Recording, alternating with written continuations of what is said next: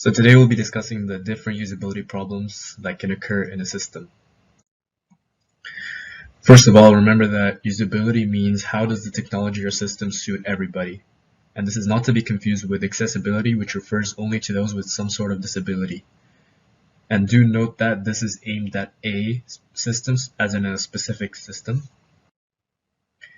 So some systems to consider are ticketing systems, which manage and maintain lists of issues.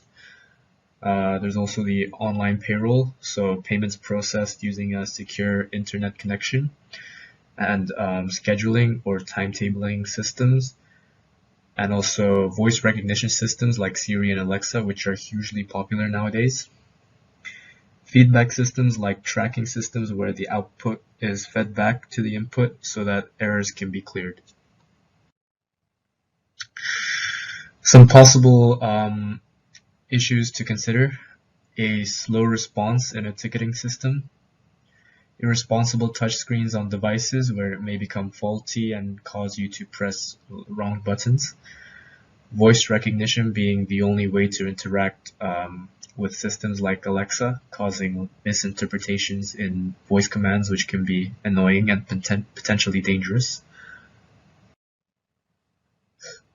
Some key concepts to consider: morality, which refers to right and wrong; ethical, which recommends concepts of right and wrong conduct; social, relating to society or its organization; economical, pertaining to the production, distribution, and use of income, wealth, and commodities; environmental, relating to the natural world and the impact of human activity on its condition. The usability for people with special needs: Braille input devices and speech output devices are for visually impaired people as they help them receive information through a different sense. Visual effects and subtitles for those with hearing impairments to allow them to hear things in different ways. Special software and word processors to help people with learning and cognitive disabilities. Mouth and head sticks for the physically impaired to control a computer. And there's some images to represent how some of these devices look. So let's consider a case of the Spinneys supermarket. Let's say that it's a food distribution system for door-to-door delivery of groceries. And here are the list of here's a range of usability errors that could occur. Customers end up buying something that is not what they think it is. So they could order carrots and a potato comes to their door.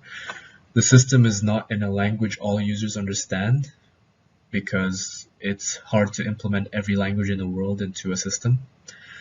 Lots of language and interpretation issues, even for speakers of the system's language. Everybody has a different level of literacy, and mistakes could occur when trying to write instructions for the system. Scanning and choice of the wrong code because the products are close together. This is just a faulty machine error. The possibility of fraud issues, for example, credit card theft or cash theft. Delivery issues like late delivery or wrong address, etc. Accidental buying of things more times than intended. This could be a coding issue. Selecting to buy more than a customer can afford. Network goes down, which results in incomplete orders or no service at all. Slow network, which causes delays and or frustration to users.